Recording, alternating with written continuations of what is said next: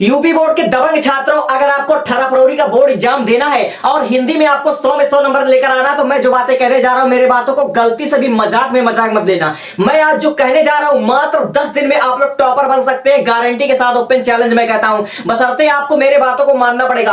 और जिन टॉपिक को मैंने अपने हाथों से लिख दिया 2026 में आपको देखने को मिलेगा, मैं गारंटी के साथ दावा कर सकता हूं। अगर आपने पढ़ाई की है अच्छी बात है, अगर आपने शुरू नहीं किया है तो मेरे भाई आपके लिए थोड़ा दिक्कत होगा, लेकिन इस वीडियो को समझने के बाद आपका 90 पार हो जाएगा, इस बात की मैं गारंटी देता हूं।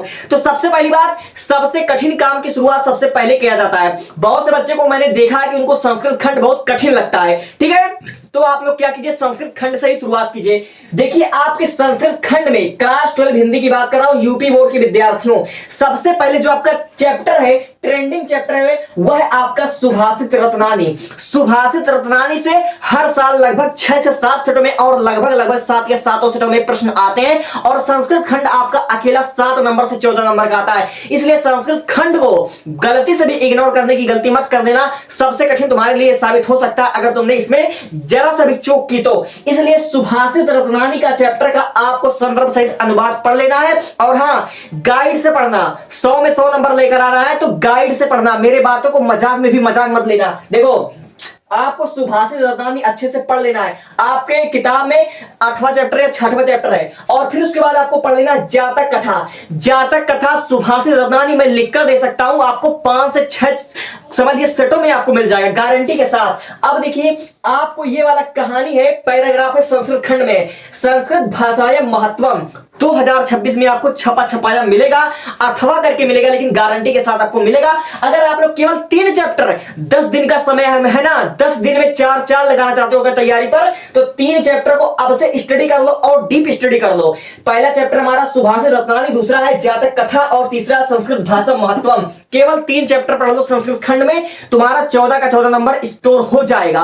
और देखो अब आते हैं काव्यखंड में। बहुत से बच्चों को काव्यखंड बहुत कठिन लगता है ना, मैं कह रहा हूं काव्यखंड आसान बना दूंगा। सबसे पहली बात, आपके 2026 में जो सबसे ट्रेंडिंग टॉपिक है वो आपका है जयशंकर प्रसाद का श्रद्धा मनु। 2026 में लगभग आपका 6 से 7 सेटों में श्रद्धा मनु आपको देखने को मिल जाएगा। जयशंकर प्रसाद का जो चैप्टर है गीत और श्रद्धा मनु है, और श्रद्धा मनु आपको लगभग 5 सेटों में देखने को मिल जाएगा। और पहला वाला चैप्टर पवन दूत का मोस्ट इंपॉर्टेंट होता है, हर सेट में लगभग आता है। और उसके बाद आपको पढ़ लेना बापू के प्रति, सुमित्रा नंदन का उसमें परिवर्तन भी है, ठीक है, बापू के प्रति भी है, लेकिन बापू के प्रति 2026 में गारंटी के साथ आएगा, गांधी जी से रिलेटेड। और इनके सारे कवियों के नाम आपको पता होने चाहिए। जैसे श्रद्धा मनु के कवि कौन है, इसके है जयशंकर प्रसाद, तो जयशंकर प्रसाद का जीवन परिचय याद कर लो, 2026 की दृष्टि से इंपॉर्टेंट है। अब आते हैं बापू के प्रति, सुमित्रा नंदन का जीवन परिचय याद कर लो, सुमित्रा नंदन का जीवन परिचय 2026 में देखने को मिल जाएगा। अब आता है पवन दूत का, अयोध्या सिंह उपाध्याय हरिओस, इनका आपको जीवन परिचय 2026 में देखने को मिल जाएगा। अब देखो इसमें आते हैं गदखंड में, केवल 3 चैप्टर बता रहा हूं, फंसाने की गारंटी मेरी है, टाइम बहुत कम है, लिमिटेड टाइम है आपके पास, लिमिटेड टाइम है, ठीक है। अब देखो आता है पहला चैप्टर राष्ट्र का स्वरूप। ऐसा कोई सेट ना बना होगा जिसमें राष्ट्र का स्वरूप, भाषा और आधुनिकता से रिलेटेड कोई पैराग्राफ आपको बोर्ड एग्जाम में देखने को ना मिले। इसलिए आपको गाइड से पढ़ना है, विद्या से नहीं पढ़ना। 100 में 100 नंबर स्टोर करना है तो आपको राष्ट्र का स्वरूप अच्छे से पढ़ लेना है, और भाषा और आधुनिकता आपको पढ़ लेना है, अशोक के फूल आपको पढ़ लेना है, और 3 के तीनों को आपका जीवन परिचय ही पढ़ लेना है, ठीक है। 3 के तीनों का जीवन परिचय, इसका क्या हो गया, वासुदेव शरण अग्रवाल का जीवन परिचय पढ़ लेना, गारंटी के साथ तुम्हारा आएगा। और हाँ, इसमें आपको जो आपके हैं हमारे एपीजे अब्दुल कलाम सर, ठीक है, उनको भी आपका जीवन परिचय उसको पढ़ लेना है, और तीनों के तीनों लेखक और कवियों के आपको जीवन परिचय पढ़ लेना है, इससे बाहर आपका नहीं जाएगा। और आपने अगर इतना तैयार कर लिया तो आपको शुभकामनाएं, आप लोग 35 से 40 नंबर इतने भी स्कोर कर लिए हो। अब हम जरा बढ़ते हैं इधर, और मेरे बातों को गलती से कोई भी स्टेप मिस्टेक करने की गलती मत करना। अभी मैं तुमको बताऊंगा 6 के 6 विकल्प कहां से आते हैं, ठीक है। अब देखो यहां पर देखो आपकी किताब में, ठीक है, आपके प्रश्न पत्र में 5-5 नंबर का आता है कथा साहित्य और सारांश आता है। तो सारांश में आपको पंचलाइट पढ़ लेना है, बहादुर पढ़ लेना है और लाठी पढ़ लेना है। ये 3 आप पढ़ लोगे, और तीनों लव स्टोरी टाइप का, बहुत जल्दी आपको याद हो जाएगा। एक प्रेम कहानी है, ठीक है, छोटी छोटी कहानी, 2 मिनट नहीं लगेगा आपको पढ़ने में, और मुझे लगता है कि आप लोग उसको समझ चुके होंगे, ठीक है। अब देखो आता है कथा साहित्य। तो कथा साहित्य मेरे भैया आपको अपने जिला के हिसाब से लिखना पड़ेगा। आप लोग अपना जिला कमेंट कर दीजिए, मैं आपको बता दूंगा कि आपके जिले के अनुसार आपके लिए कौन सा बेटर होगा, कौन आपको लिखना पड़ेगा। जैसे कहीं कहीं आपको ध्रुव यात्रा लिखना होता है, कहीं कहीं आपको श्रवण कुमार लिखना होता है, ठीक है। तो सारे जिले का नाम मैं कमेंट कर दूंगा, आप बस कमेंट कीजिए कि आप किस जिले से हो, मैं आपके जिले के अनुसार आपको बता दूंगा कि आपको कौन सा कथा साहित्य आपको पढ़ना है, ठीक है। अब देखो यहां पर आता है 2-2 नंबर का व्याकरण, रस आता है, छंद आता है, अलंकार आता है, लोकोक्ति आता है, मुहावरे आते हैं, फलाना ढिमकाना आता है, 1-2 नंबर का आता है। इसको आप लोग स्टोर कर ले जाओगे। तो आपको रस में बताता देता हूं, रस गारंटी के साथ आप लोग करुण रस पढ़ लीजिए, श्रृंगार रस पढ़ लीजिए, वीर रस पढ़ लीजिए। और रस तो बड़ा आसान होता है, मुझे लगता है ऐसा, ठीक है। अब देखो आपको छंद पढ़ लेना है, ठीक है। छंद भी बहुत ही आसान होता है, 2-3 छंद आपको पढ़ लेना है। आपको चौपाई पढ़ लेना, सोठा, चौपाई सोठा केवल 2 पढ़ लेना, गारंटी के साथ फंस जाएगा। अलंकार आपको उत्प्रेक्षा अलंकार पढ़ लेना है, उत्प्रेक्षा अलंकार, उपमा अलंकार, अनुप्रास अलंकार आपको पढ़ लेना है। निबंध में सबसे पहले विज्ञान तकनीक से मिलता जुलता, ठीक है। अगर आप लोग विज्ञान से मिलता जुलता कुछ भी पढ़ते हो तो विज्ञान से मिलता जुलता आपका कंप्यूटर के बारे में आएगा, लिख देना। आपका मोबाइल संबंधित आएगा, लिख देना। यानी कि विज्ञान संबंधित एआई पर आ गया, एआई पर आ गया तो भी आप उस पर लिख सकते हो, ठीक है। अब देखो दहेज प्रथा 2026 की दृष्टि से आपका दहेज प्रथा मुझे इंपॉर्टेंट लग रहा है। मुझे ऐसा लगता है 2026 में किसी ना किसी समय आपका दहेज प्रथा आ जाएगा। और आपने अगर दहेज प्रथा पढ़ लिया तो इससे कई निबंध आपके तैयार हो सकते हैं। आपने दहेज प्रथा पढ़ा, नारी सशक्तिकरण आपने पढ़ा, तो नारी सशक्तिकरण से आपने अगर इसको पढ़ता तो आधुनिक भारत में नारी का स्थान, एक निबंध तैयार हुआ। आधुनिक भारत में नारी की दुर्दशा 2 तैयार हुआ।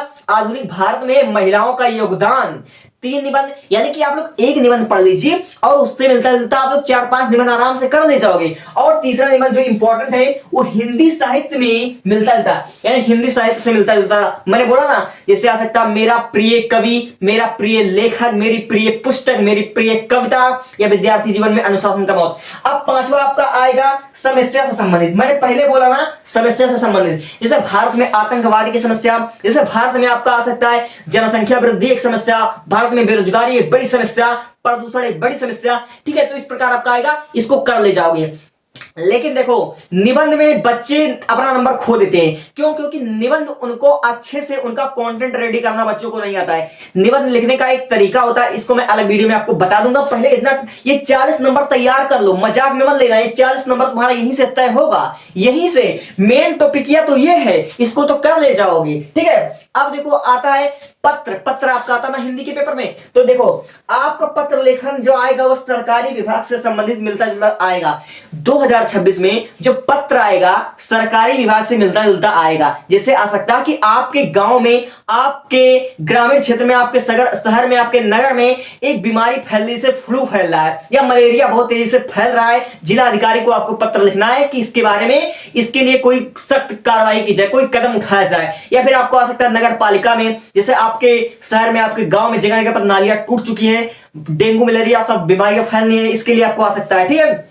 और दूसरा आपको संपादक से, ठीक है, दूसरा आपका आ सकता है कि संपादक को आपको लिखना है, ठीक है। यानी कि आपको संपादक को लिखना है, आपको उसको पत्र लिखना है जो पत्रकारिता करते हो, उनको पत्र लिखना है। अपनी कोई प्रॉब्लम या अपनी कोई पुस्तक उनके बारे में लिखना है। यानी 2 टॉपिक को आपको पढ़ लेना है, एक सरकारी विभाग से मिलता जुलता आएगा और एक संपादक से मिलता जुलता आएगा, ठीक। तो मैंने आपका लगभग 60 नंबर तो यही बता दिया, खड़े खड़े 60 नंबर, ठीक है। यानी कि मैंने 55 से 60 नंबर इसको बता दिया जो कि मोस्ट इंपॉर्टेंट था। अब बच्चे 2 चीज में फंसते हैं, एक आता है आपका 6 विकल्प का मैं कहां से करूंगा, तो बता रहा हूं ना 6 विकल्प, और एक आता है अपठित गद्यांश, 5 नंबर का आता है अपठित गद्यांश, ठीक है। तो भैया कक्षा 12 में पढ़ते हो, अपठित गद्यांश आपके लिए बहुत महंगा नहीं पड़ेगा, बहुत ज्यादा उसमें मतलब वो नहीं रहेगा, आप लोग कर ले जाओगे, मैं अच्छे जानता हूं, आप लोग कर ले जाओगे, बताता हूं, ठीक है। सबसे पहले मैं बात कर रहा हूं विकल्प के बारे में। 6 विकल्प, देखो विकल्प आपका 6 से 10 नंबर का आता है। इसमें आपका होता है हिंदी गद्य का विकास, हिंदी पद का विकास। तो भैया अगर आपके पास हिंदी का NCERT होगा, हिंदी का NCERT, या आप समस्त किताब जो लग रही है वो सब भैया NCERT की है, तो जितने भी आपके विकल्प बनते हैं आपके हिंदी के किताबी शुरुआत में देखो हिंदी गद्य का विकास, और सारे के सारे आपके विकल्प यहीं से बनते हैं। आपको फालतू में 100-200 5 साल 10 साल ये सब चूतियाफा है। देखो जितने भी तुम्हारे क्वेश्चन बनते हैं मल्टीपल चॉइस यहीं से तुम्हारे बनते हैं। देखो ये देखो राजस्थानी गद्य गद है, ठीक है, गद हिंदी गद विकास का संक्षिप्त इतिहास, और जितने भी तुम्हारा देखो युग यहां पर दिया हुआ ना, हिंदी साहित्य का इतिहास, खड़ी बोली का इतिहास, ठीक है, और सारे के सारे तुम्हारे देखो इतने सारे तुम्हारे कवि, इतने सारे लेखक का नाम दिया हुआ है, और सारे के सारे तुम्हारे क्वेश्चन जो बनेगा यही पर बनेगा। अगर आपके पास हिंदी का एनसीईआरटी का बुक हो तो जो आपका हिंदी की किताब में जो आपका हिंदी गद्य का विकास है और हिंदी पद का विकास है, आपको दोनों चीज पढ़ लेना है। सारा का देखो छाया उत्तर युग, यहां पर जितने भी आपके लेखक देखो बैद्रीनाथ चौराहा का लिखा है भैया, श्रीनिवास दास, प्रेम मोहिनी, जितना आपका लेखक कवि सब आपका यहीं पर मिल जाएगा, और यहीं से आपका 6 के 6 विकल्प बनेगा, इससे बाहर आपका नहीं बनेगा। देखो ये मैंने सोल्यूशन भी करवा रखा बच्चों को, ठीक है, जितने भी आपके क्वेश्चन बनेंगे यहीं से आपके बनेंगे। हिंदी गद्य का विकास देखो जो एनसीईआरटी सोल्यूशन है वहीं से आपके क्वेश्चन बनेंगे, एनसीईआरटी से 6 विकल्प आपका आता है। जो बच्चे कहते हैं कि अरे आप 10 साल का, टीचर्स भी बताते हैं कि 10 साल का प्रीवियस ईयर का हिंदी का सारा मल्टीपल चॉइस क्वेश्चन सॉल्व कर दो। अरे तुम सीधे सीधे क्यों नहीं बताते कि हिंदी गद्य का विकास, हिंदी पद का विकास, वो सब तुम्हारे किताब में दिया हुआ है। अब तुम ना पढ़ पाओ तो तुम्हारा गलती है ना। देखो इतना अच्छा से तुमको समझाया गया यार, हिंदी का तुमका जो 6 विकल्प मेरा नहीं आता है, इतना अच्छे से चार्ट के माध्यम से समझाया गया है। एनसीईआरटी हिंदी का किताब है आपके पास, वहीं से 6 नंबर तुम स्कोर कर ले जाओगे। तो तुम्हारा 70 में 70 नंबर मैंने क्लियर कर दिया। कोई भी डाउट हो, कोई भी चीज तुमको कमेंट बॉक्स में कहना तो भैया कहो। और हाँ, इसी तरह से मैंने बाकी इंग्लिश के, फिजिक्स के, केमिस्ट्री के मैंने सबको समझा रखा, बायोलॉजी के मैंने समझा रखा।